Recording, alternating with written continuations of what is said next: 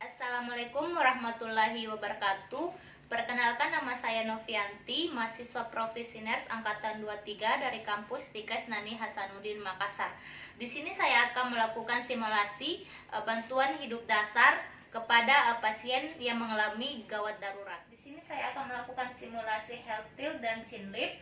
Tujuannya itu untuk bersihkan jalan nafas pada pasien yang tidak memiliki cedera pada leher. Pertama itu kita berada di samping pasien, tangan dominan berada di frontal, tangan non dominan berada di bawah mandibula. Kita gunakan dua jari di bawah mandibula, anterior hingga hiperekstensi. Tangan dominan itu menekan di frontal. Selanjutnya di sini saya akan simulasi jauh teras. Jauh teras di sini tujuannya untuk bersihkan jalan nafas pada pasien yang memiliki cedera pada leher. Kita berada di atas pasien.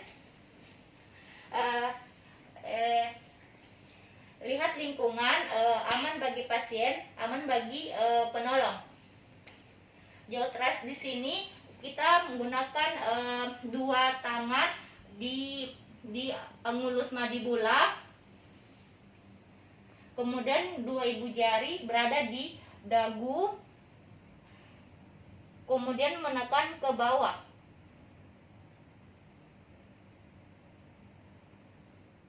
Selanjutnya itu simulasi finger swab. Kita gunakan kasa. Caranya itu kita lilitkan kasa di dua jari. Kemudian gunakan ibu jari untuk menahan kasa agar tidak terlepas. Kemudian tangan yang non dominan berada di angulus mandibula. Kemudian ibu jari berada di dagu untuk membuka mulut. Tujuannya itu untuk membersihkan jalan nafas. Untuk tangan dominan ini yang sudah terlilit kasa, kita memasukkan di rongga mulut untuk membersihkan jalan nafas. Kita akan simulasi cross finger dengan menggunakan ibu jari dan telunjuk dengan cara menyilang. Kita membuka, meletakkan meletakkan ibu jari dan telunjuk di bagian mulut dengan cara menyilang, dan sambil melihat apakah ada benda asing atau apakah ada sekret pada rongga mulut. Kemudian menggunakan tangan non dominan untuk memasukkan pada rongga mulut untuk mengambil benda asin di dalam rongga mulut. Selanjutnya kita akan melakukan simulasi bed blows. Itu pertolongan pertama pada pasien yang mengalami tersendat makanan. Kita berdiri di belakang pasien, tangan non dominan berada di lengan pasien, sedangkan tangan dominan berada di belakang punggung pasien, ditepuk secara 5 kali. Jika kita melakukan bed blows ini tidak ada perubahan, kita bisa menggunakan dengan cara abdominal thrust atau helpmate maneuver, dengan cara kedua lengan kita berada di pinggang pasien atau di atas pusat, dengan cara menekan dilakukan secara 5 kali hingga rongga makanan keluar. Ingat, jika lakukan abdominal thrust dengan helpmate maneuver, jangan dilakukan pada pasien ibu hamil dengan pasien yang obesitas. Kita bisa gunakan dengan cara di bagian dada, menekan pada bagian dada, dilakukan secara 5 kali. Kita akan melakukan simulasi bed blows pada bayi. Pertolongan pertama pada bayi yang mengalami tersendat makanan. Posisi bayi itu tangan non dominan perawat berada di leher bayi, dan posisikan bayi secara terlentang, kepala di bawah, sedangkan tangan perawat dominan berada di belakang punggung bayi. Menepuk dilakukan secara turun sebanyak 5 kali. Kemudian jika black blow berhasil, kembalikan posisi bayi secara semula. Sini kita akan melakukan simulasi CPR. itu pada pasien yang henti jantung atau pasien yang tenggelam. Terlebih dahulu tuh kita mempersiapkan alat pelindung diri, yaitu handphone sama masker, dengan ciptakan lingkungan yang aman bagi pasien sama aman bagi perawat. Terlebih dahulu tuh kita akan melakukan jika ditemukan pasien yang tidak sadarkan diri, kita akan melakukan tepuk-tepuk bahu, bu. Kalau tidak ada respon, kita akan menggoyang, menepuk bahu atau menggoyangkan bahu, bu.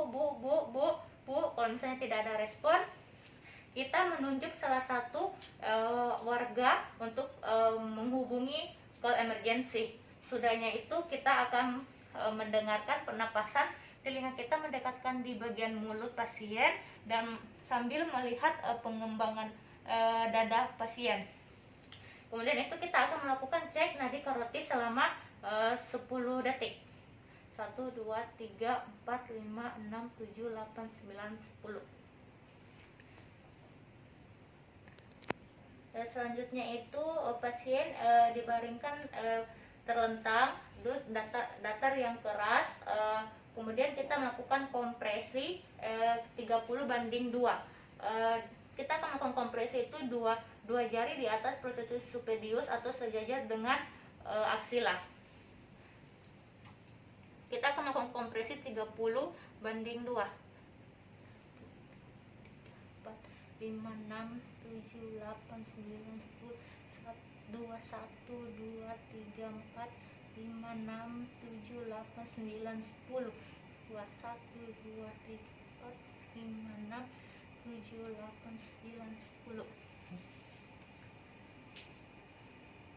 Terus kemudian itu kita melakukan cek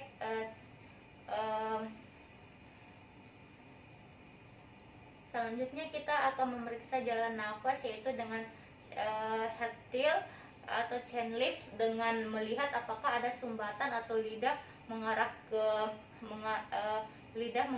ke dalam. Kalau misalnya ada mengarah ke dalam, kita bisa melakukan dengan swab agar menariknya atau agar ada rongga udara yang masuk. Itu kita melakukan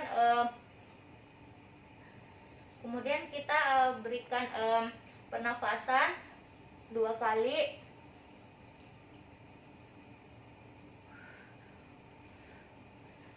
Kemudian sudah itu kita sudah berikan pernafasan sama kompresi 30:2. Kita melakukan kembali kompresi 5 siklus. Dengan cara 5 siklus, jika dilakukan kompresi secara 5 kali, pasien tidak ada tanda untuk tidak ada tanda-tanda kita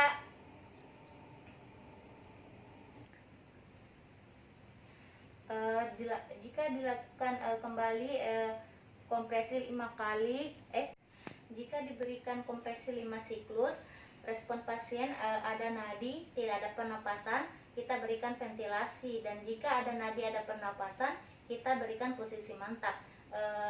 Kapan sih kompresi itu akan dihentikan? Jika pasien batuk, terus perawat mengalami kelelahan dan datangnya emergensi dan pasien meninggal. Selanjutnya di sini saya akan melakukan simulasi posisi shock. Yang pertama itu dengan cara bantal di bawah kaki pasien. Gunanya itu untuk memperlancar peredaran darah dari kaki ke otak. Posisi kedua, menaruh bantal di bawah kepala pasien. Gunanya itu pasien yang mengalami cedera kepala. Posisi ketiga, pasien posisi semi-fowler. Ini fungsinya untuk pasien yang mengalami gangguan pernapasan. Posisi selanjutnya kita bisa gunakan pada pasien yang tidak sadar dengan cara kita berada di samping pasien. Jika kita berada di samping pasien sebelah kanan, tangan sebelah kiri pasien kita angkat ke atas, dan kaki sebelah kanan pasien kita menyilang, kemudian miringkan ke kiri, dan tangan kanan pasien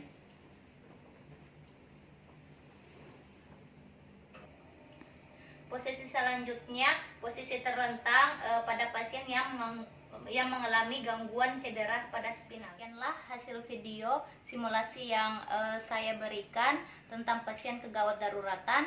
Semoga bermanfaat. Assalamualaikum warahmatullahi wabarakatuh.